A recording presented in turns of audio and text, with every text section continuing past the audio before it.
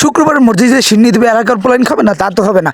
তো সে খাবে এবং তার বন্ধুদেরকে নিয়ে খাবে এবং একটু মজা করে খাবে, চুরি করে খাবে। আমিও ভাবলাম আমি একটু চুরি করে খাই, তারপরে গেলাম চুরি করতে, একজন আমাকে বাধা দিয়েছে, তারপর আমি চুরি করলাম, একটু সিন্নি নিলাম এবং আমার মুখে দিলাম। ওয়াও, যা টেস্ট সিন্নির, সেটা বলতে গেলে এলাকার ছোট গুড়া বইচা যেই কটা পোলাপাইন আছে সব চলে আসে।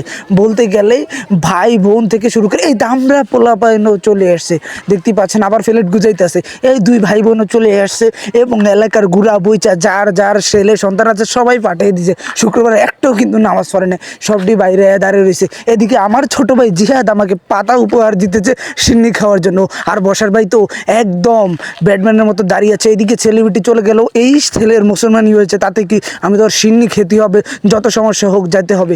আর খালেক মাঝি তার নাতির সাথে পরামর্শ করতেছে, বড় ভাই সিন্নি খাওয়ার জন্য, আপনি তো এইদিকে সিন্নি চলেই আসছে।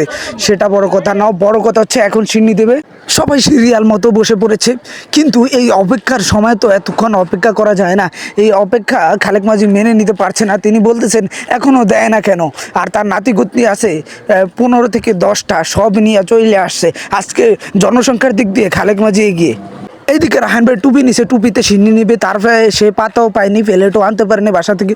এদিকে সিন্নি দিছে, আমার এই ভাই 2বার পেয়েছে, 2বার খাইতেছে, সে ইউ বলতেছে। এইদিকে তো ছোটো পোলা পাইন কীভাবে খাইতেছে দেখতেই পাচ্ছেন।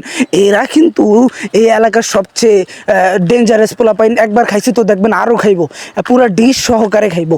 এরা কিন্তু এলাকার সবচেয়ে, ওই দেখতে পাচ্ছেন এই ডিশ, ও আমিও তো আছি, সরি এখানে তো আমিও আছি, আমিও কিন্তু এলাকার ডেঞ্জার পোলাপাইনের ভিতরে একজন, তার জন্য আমিও খাই।